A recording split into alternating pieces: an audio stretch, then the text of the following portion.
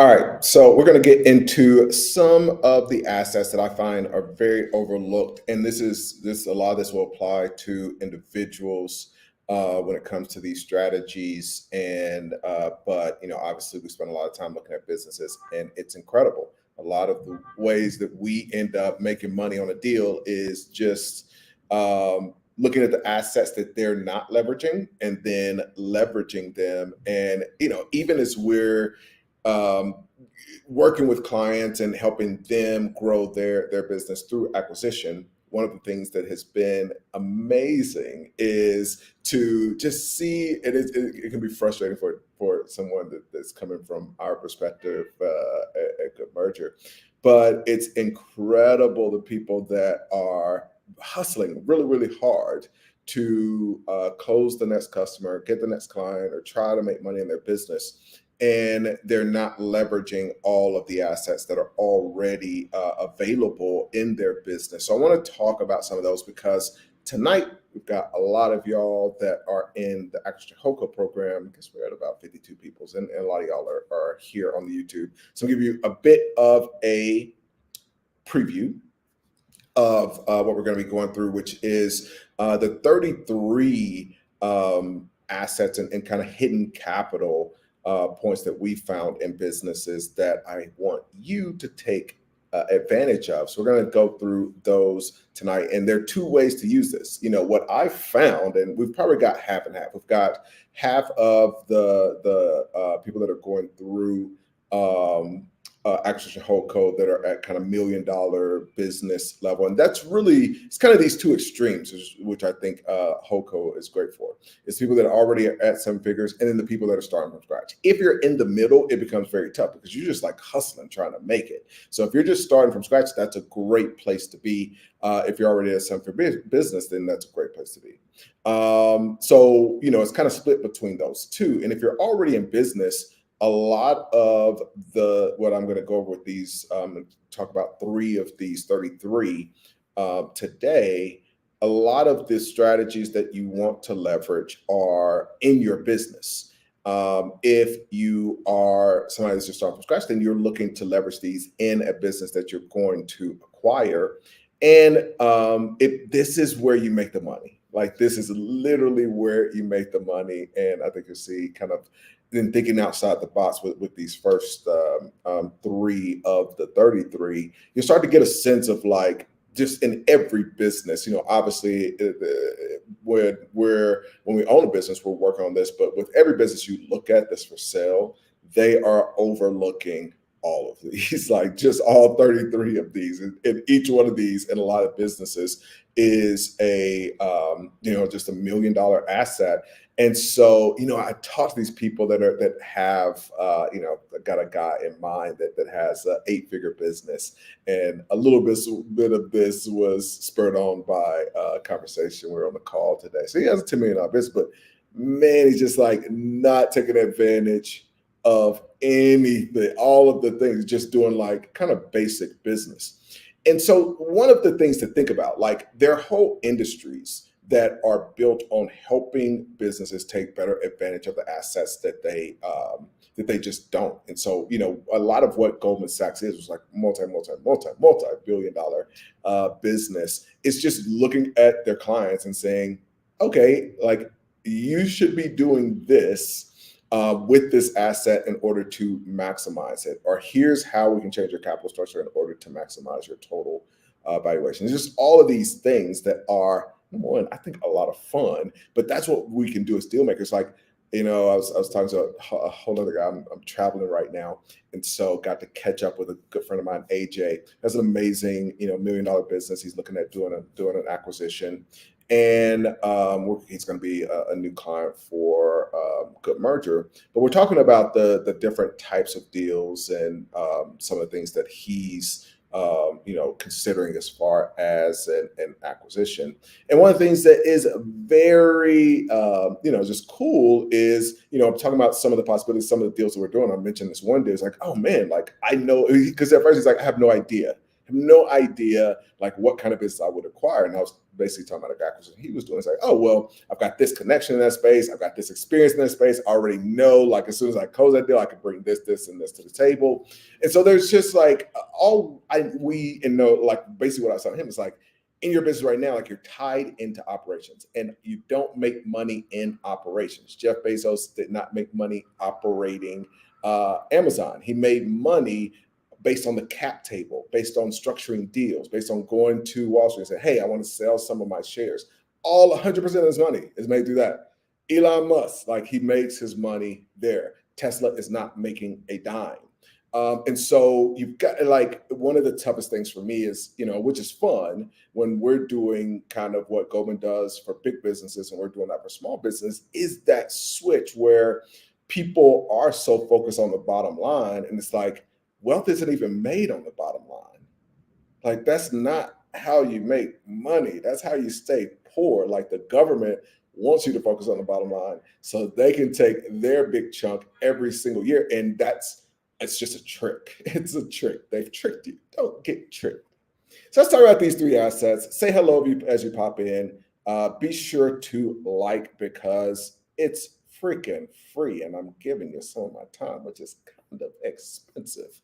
So it's a free cost to pay. Hit the like, say hello. So I want to talk about some of these more creative things that people, or not even just creative, just things that people aren't considering in their whole asset. And the reason I put entire retirement in there is, there are two things that are very important. One is this first asset that we're going to go into. And the second is the goal of this stuff is to be able to buy your time. And I think that even if you're buying your time to be able to work on projects or work on what you want to do, then, like it's still buying the freedom. Like basically, if you're having to pay bills, if you're working to pay bills, then you're a slave to the work that you have to do. You're a slave to those bills, really. It's not even to your boss. You're a slave to the bills. And so the goal of all this is just like getting to retirement. And retirement for me doesn't mean that you're not doing anything. So I'm retired, which basically means that my investments pay for my bills. That's it. But that is the real goal. And so, when I'm working with a client, that's what we're really working towards. And then it's like, okay, do whatever you want at that point. You can keep working. You can do, go and do a passion project. You can do whatever you want. But the goal is, let's get you to early retirement. And I don't even consider like regular retirement is a nightmare. You should not be at 60 years old just getting to the point where your investments are, especially so if you're in first world countries, if you're in the West, if you're in America, it's absolutely ridiculous. There's too much money everywhere to be retiring or at 60. Now, again, that doesn't mean you're not working at 60. That just means that everything since your 40s has been paid for with investments and you've been working on the projects that you want to. So the point is early retirement. You should absolutely, that's the goal. The goal is 100% early retirement, even if you decide to keep working. All right, before we get into these, I do want to say hello and what's up to the Evolved Renegade. I love that username.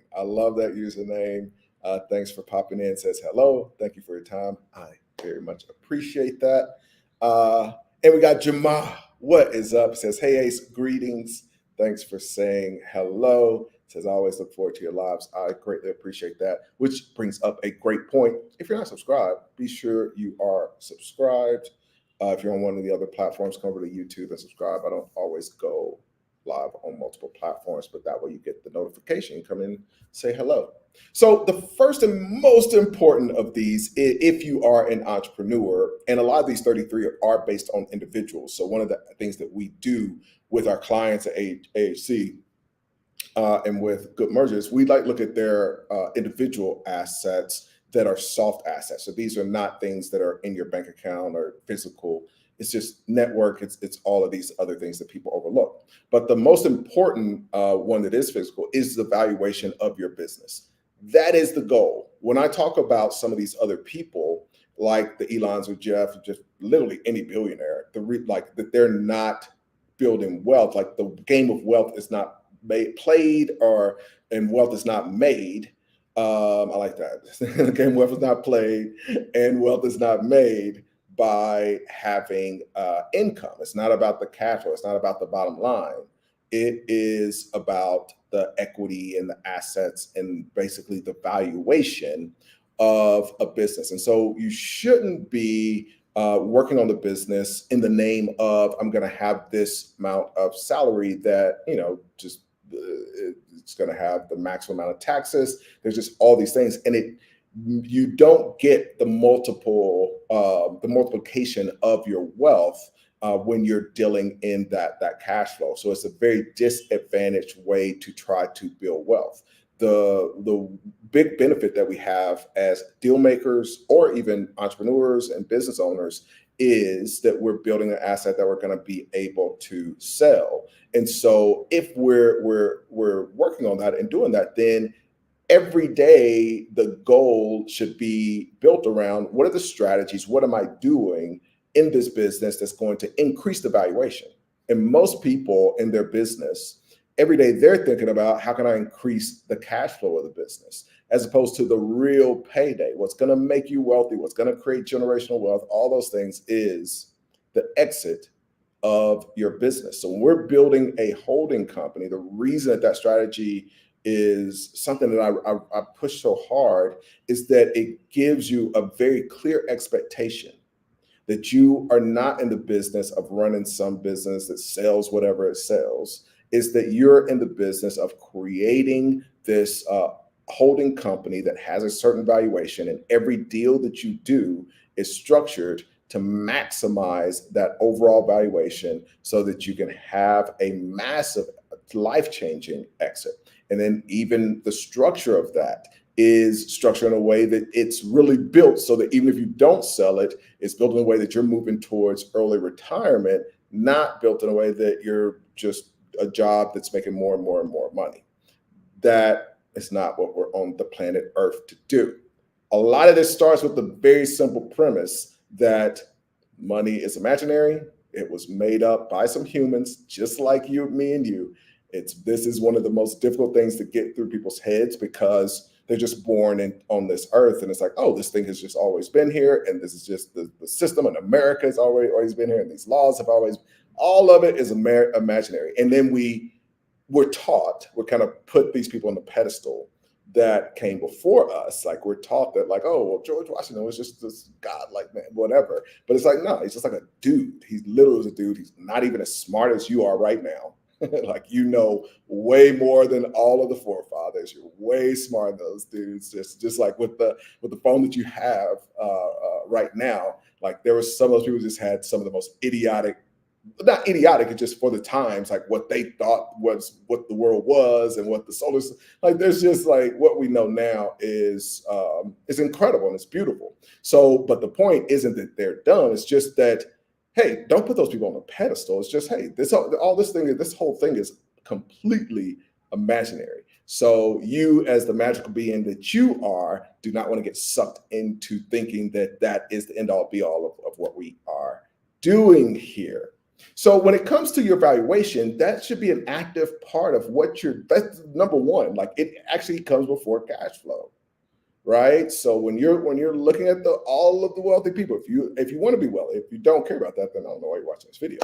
But if you want to be wealthy, then you want to look at what they're doing. They don't care about cash flow. Now, depending on where you are, when I'm building a business right now, I don't care about the cash flow. But early on, obviously, I had to care about it to a certain extent, but it still can't be number one. Number one is the valuation, because that's what's going to be your life changer.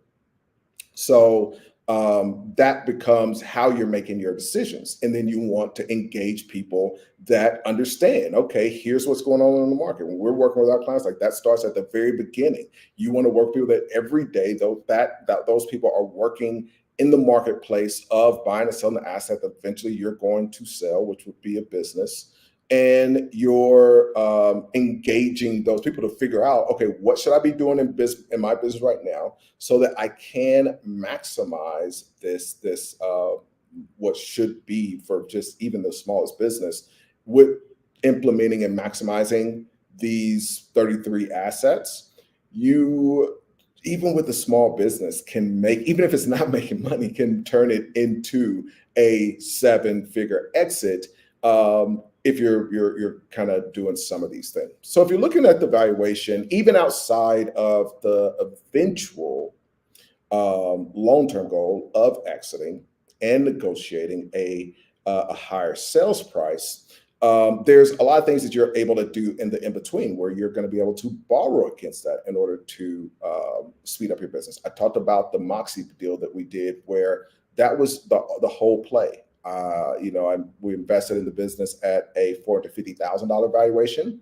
We, the team ended up making some changes, did some work, and basically took that to a $4 million valuation without an increase in the amount of income that was coming in. If you're interested in that, then check out this patreon.com/Ace Chapman link, because that is, just like one of those very, very cool strategies, but that's one of the things that you're doing when you're leveraging these assets.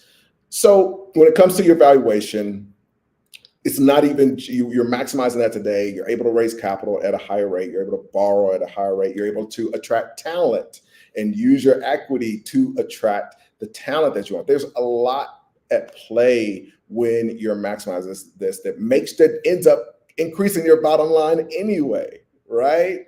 Because when you're making your equity really attractive, there are people that want to come in and get that equity. A big part of what Tesla is, big part of what Amazon is, because they are able to attract people in, and they're not even giving up the equity. One of the biggest secrets, if you make your equity really attractive and people start to understand, oh, I see what this person is building, and I see that, oh, this holdco is going to be worth a serious amount of money. All of a sudden, like, you don't even have to really give them the equity. You can give them options on the equity.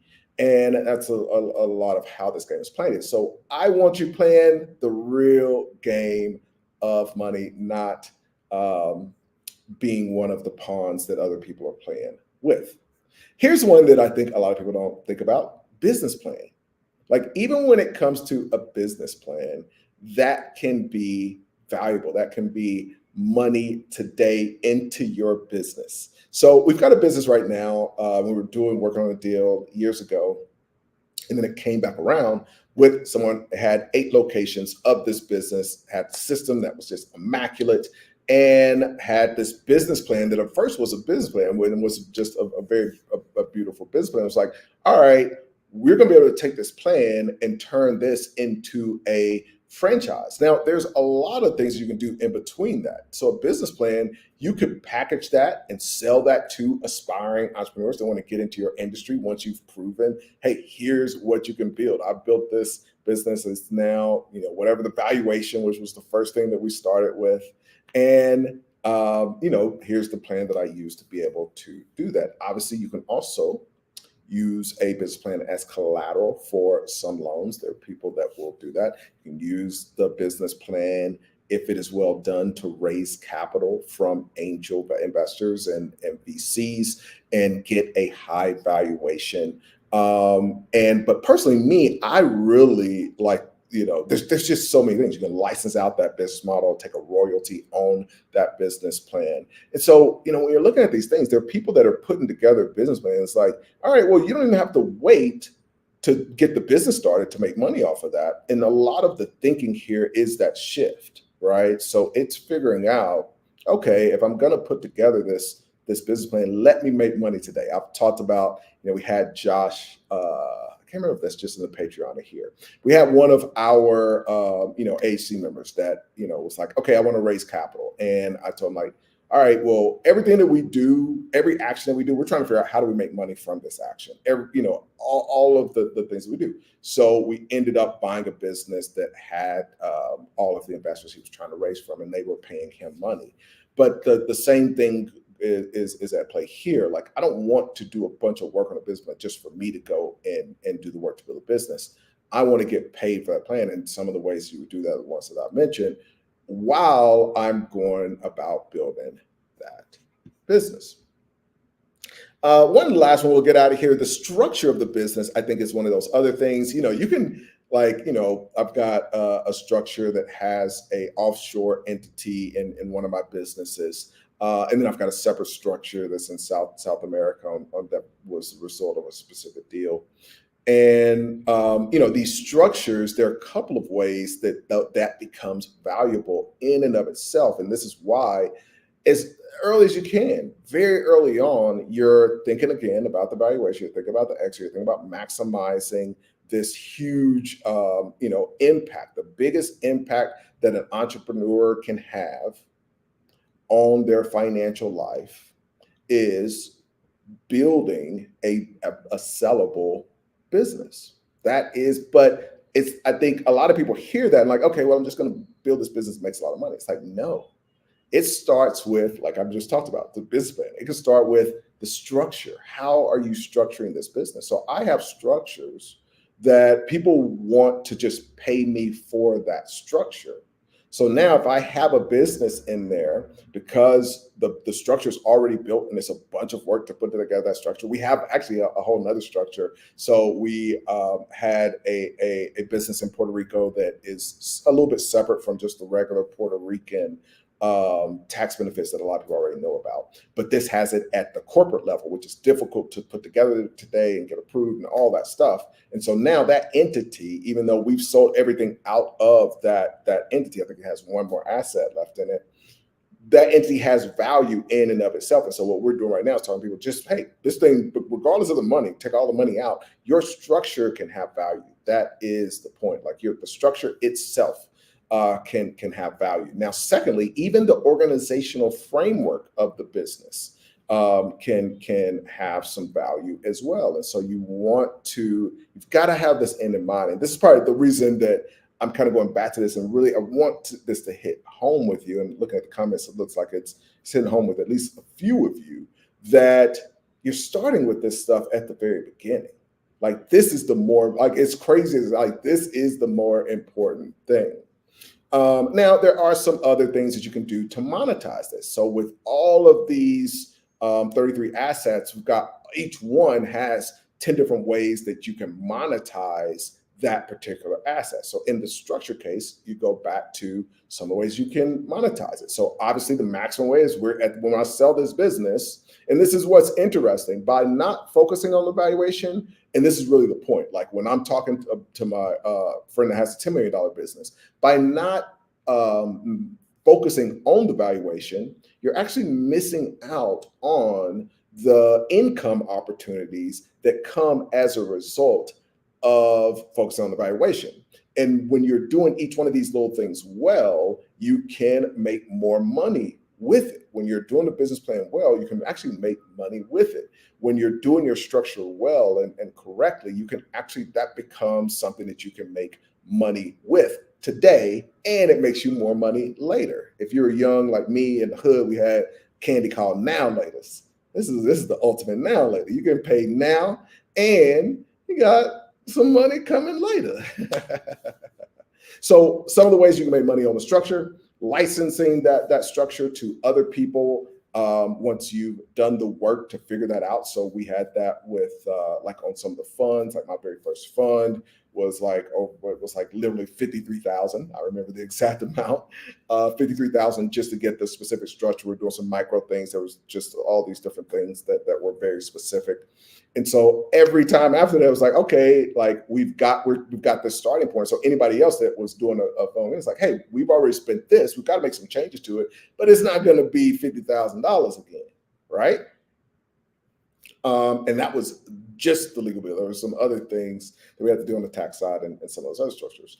You can actually create that once you've done it once, just like I just said, you've done it once, you can license out what you've done, but you could also just do it again for other people and make money that way.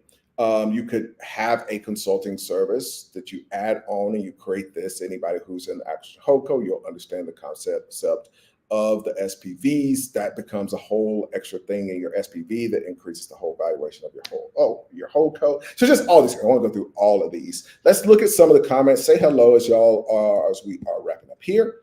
and we'll bounce out. Let's make some things happen. Let's get some deals done. Reach out to us if you're interested in working with Good Merger. That's goodmerger.com. If you're interested in learning more about these strategies, we get rave reviews for the patreon.com/Ace Chapman. We also get rave reviews for Acquisition Holdco. So check out the Patreon, and it's like, you know what? Like, I'm really ready to make some moves. I want to implement some of these things. Then reach out, talk to us about Acquisition Holdco. That is, you can get on the waiting list for the next group. We would love to have you. All right, let's look at some of the comments. Is the equity valuation you're referring to independent of the industry? Exactly. So this is really important. So every industry has their range, right? So the range is going to change based on the industry, but no matter what, you want to be at the high end of that range. And what's happening right now with business owner, and unfortunately, a lot of Black small business owners, especially, is they're so focused on just getting a little bit of cash a day that they're a lot of times not going to sell at all, but they're definitely not going to get to the high end of that industry by making that business more attractive. So when we're doing deals, like I've talked some about some of the deals that we've sold just when we've got sellers on the Good Merger side. Like, we create a situation, and this is what I want each of you to have, where there's a bidding war. So, we had a deal in Texas, went 50% over the asking price because it was so we already maxed out. Okay, here is, it's already at the top end of the industry, Jamal. And then we went 50% above that. So we didn't want to list it at that extreme price because we wanted to put, okay, this is the max that this industry is going to sell for. Now, the whole other thing, right, is that when you're picking the industry, it starts even before we get to the other items like maximize business plan, every daily decision should be on the valuation, figuring out the structure, maximizing the value there. All those things but even before, you should be deciding where's the highest demand and engaging people that are going to help you figure out what industry to even go into. And this is the conversation that I was having with my guy AJ last night. Is like, okay, well, let's talk about the industries where there is high demand. Here's where I'm doing this. Here's some other ones that are interesting. So that if you're doing acquisitions, that should be a part of your focus. Part of your focus is, all right, let me go into an industry where I'm going to maximize the wealth creation. And I just want y'all to really value your time, value your energy, value your just work, and just your everything should be valued. Now, I see people throwing it away as if it's nothing, and that's what they want to convince you to do. And so, if you're going to work on something at the very beginning, you want to filter based on, I want to make sure I am maximizing this. And so part of that is me picking and doing a deal in the industry where I am maximizing my future exit. Hopefully that answers your question, sir. Julius the Third. What's up, homie? Says, yo, Ace, what's good, man? Thanks for popping in. Thanks for paying the respect up, saying hello. I greatly appreciate it. And if you haven't hit like, I mean, really, what are you doing? What are you doing with your life out here? Lamarius, what's up, homie? Lamarius Thomas says, gold. I certainly appreciate it. And it's only gold if you put it to work. So let's make some things happen. Drew says, really look forward to working with you. Yeah. Okay, this is that Julius. Andrew told me he talked to you. You're already getting to work on a deal. He did mention you to me, so I'm glad to know that you are that Julius. That's awesome, man. All right, this is a great one from Julius. So he's looking at, so he said, what's your best advice for someone looking to work with Good Merger or AHC and looking to come up with the initial investment? So I think based on what, and this is specific to you. So it's going to be different for each person, right? Like, but I think specific to you, what you're doing with Andrew is really the right way to go. And I probably would stick to the good merger side. So I like good merger as a place to start, and then eventually do an AC. And we just got a lot of clients, we got a lot of deals. Yeah, I would work on what you're doing with Andrew, and I think based on what he's saying, you're gonna make it happen, man. But yeah, feel free to reach out if you're like, well, I mean, again, based on your current business, there's just a lot of things to figure out as to whether you're going to be a better fit for a good merger or for Holdco. And we'll try to guide you in the right direction. We've got a great team of folks that are very experienced. If you're talking to Jay, if you're talking to Andrew, these guys are taking time to speak to you, and they're closing multi 7-figure deals. So these are not play folks. Even if you don't get to me, where everybody's doing deals. Jamal says, please talk about Acquisition Holdco. So Acquisition Holdco, right now we've got over 50 people in this current cohort. It is closed. We're going to be opening again very soon. So reach out on that. And that is a process we take you from the beginning to end. So I'm not a believer in buying a business. Like, you're not, and don't get in this game to buy a business. The real point of this is building, like we're talking about, building a large asset that you're going to be able to eventually sell. And so what you're building is this holding company with different assets that are within it. And sometimes you don't necessarily have to even buy a business. A lot of those assets you're able to do by creating JVs, by working with other people. Like we're basically we are going to acquire a business right now where we're acquiring a business, and part of the business that we're acquiring is actually from a previous AHC member. But our goal is, like, this is going to be a very quick exit, because we're combining it with another business, and then doing just some very creative things. And so this Acquisition Holdco, bottom line is it's less, that is actually the perfect example. It's less about buying. A lot of people are buying businesses to run the business. I don't even believe in operations. Like, I don't believe in operating a business. Like, I wasn't put on earth to operate a business, to get imaginary money that can be printed by the trillions with the press of a button. Why would I, if they can just do that easily, like, why would it be valuable enough for me to trade my life for it? So the goal is to play the game the way they play the game. And it's at the capital, it's at the capital level, it's at the structure level. And so we're doing deals specifically. We're not doing, and this is a big difference, basically. We're not doing deals to own a business, to run a business. We're doing deals to maximize valuation so that we're able to exit and make our money through the exit. And so with a holding company, the businesses and the deals and the assets and the equity and all those things, it's like the inventory. It's like having a shelf. That's all it is. Like, it's just a shelf of all of these different assets that you have, and you're just putting all this stuff on the shelf. And then you're putting it together in a way that makes it very attractive. And then you're going to somebody else like, hey, look at all this stuff that's in here. I can sell you the whole thing for this, I can sell you this piece for this, and you just have this inventory. So for us, the businesses are just our inventory. It's not, and you're not going to work for the inventory. Hopefully that helps.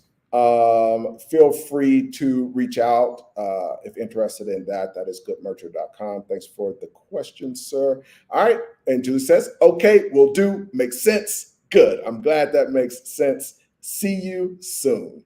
That is the perfect place to end. I will see all of y'all soon. I'm rooting for your success. Come hang out with us in the Patreon. Come hang out with us in the AHC program. And I will be in Atlanta speaking at TSP. If you happen to be there, be sure to come and say hello. If you're in HC, you'll get an email. And we'll actually talk tonight on tonight's group call about meeting up next week. I'm really looking forward to meeting some of y'all in person. All right, have a great one. Talk to y'all soon. Let me know in the comments, was this valuable? Because if it ain't valuable, I ain't coming back and doing these. You know what I'm saying? I try to come and give y'all a little bit of insight. But if you don't want the insight, I just keep it. So let me know in the comments. Talk to y'all soon.